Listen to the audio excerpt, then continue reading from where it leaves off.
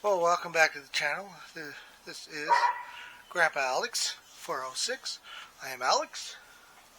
Today we're going to take off with civil aircraft. We're chugging right along with this book, so let's see where we are today.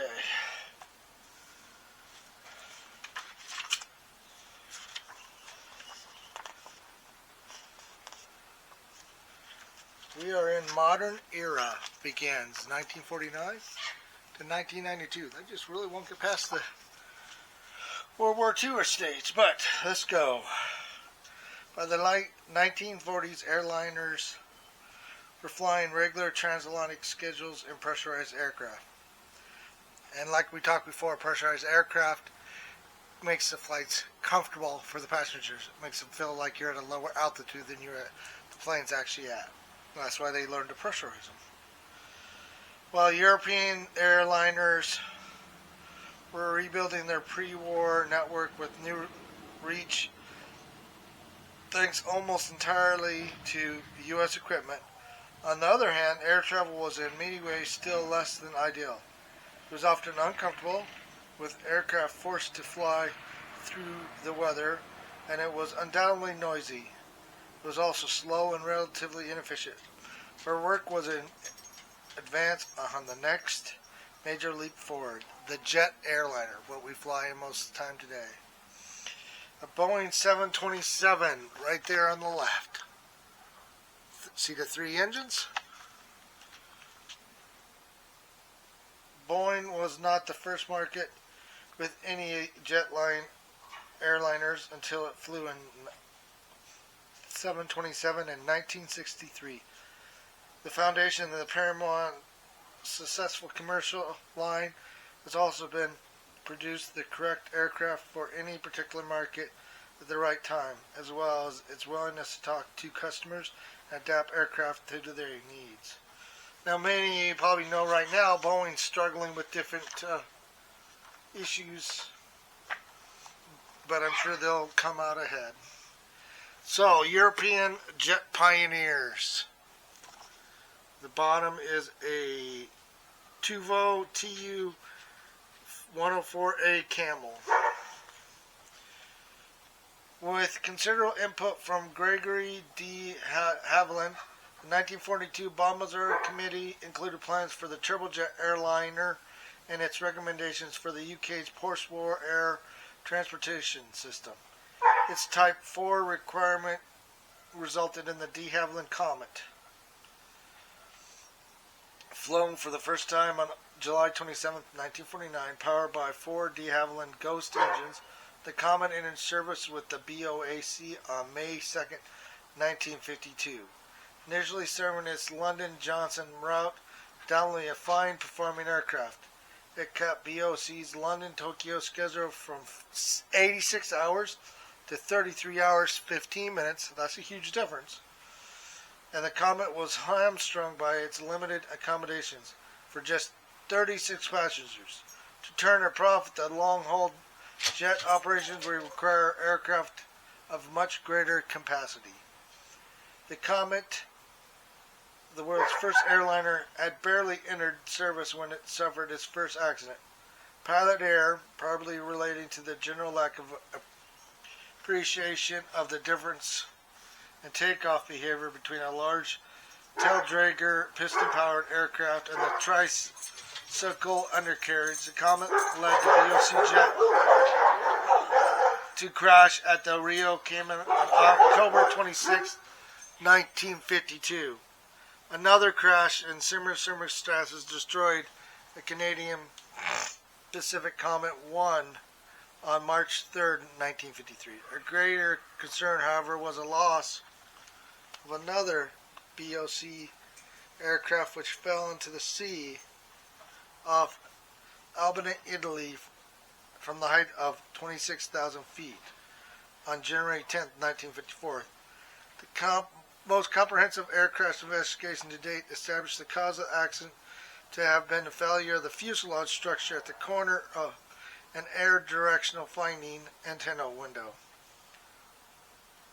De Havilland responded with a redesigned, improved Rolls-Royce Avalon-powered Comet 4 BOC began the first transatlantic jet service with the Type 4 on October 4th, 1958.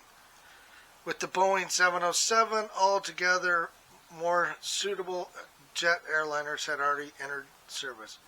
With his name tainted by early accident and faced with competition from the superior 707, the Comet never sold in significant numbers, and Britain's advantage was lost. And right below that is a de Havilland Comet 4 that we were just talking about. Take a minute, read all its stats. See, biggest one, 56 to 81 passengers. Name is not much on the airliner. Tu-104 air transport suited the vast tract of the Soviet Union well, but aircraft like the Li-2, for example, took 33 hours for the journey from Moscow to Vladivostok, including 9 stops for fuel. A modernization plan was put into place and work began on the USSR's first jet transport during 1953. With the wing and impinge based on that of a Tu-88 bomber, the Tu-104 was ready for its first flight on June 17, 1955. The prototype visited London Heathrow on March 22, 1956, with a swept wing, immediately making it out a far more advanced aircraft than the Comet. Aeroflot service began on September 15, 1956, and although the type was initially uneconomical in service deployment, Tu-104A and B variant were very successful.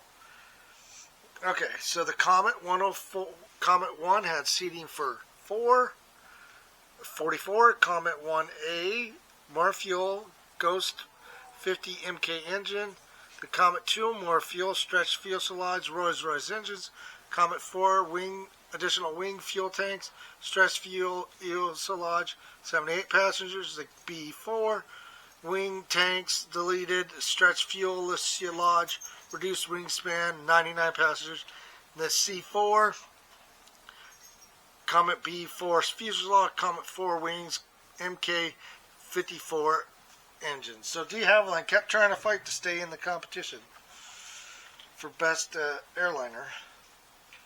Caravelle in France addressed the market for the short medium-haul jetliner with the SE-210 Caravelle, powered by Aviation turbojets, and established a new power plant installation designed by mounting its engines and nacelles attached to the rear fuselage.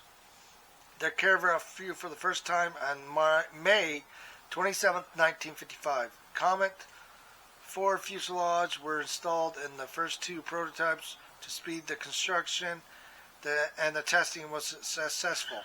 Although full French and U.S. certification was not achieved until 1958, that's 3 years later, the Caravelle entered service with SAS on its Copenhagen Bruet schedule on April 26, 1959. The type became well established with the airlines, even in the United States. In total, some 280 of this type were built in several variants, with Air France retiring its last example in 1981.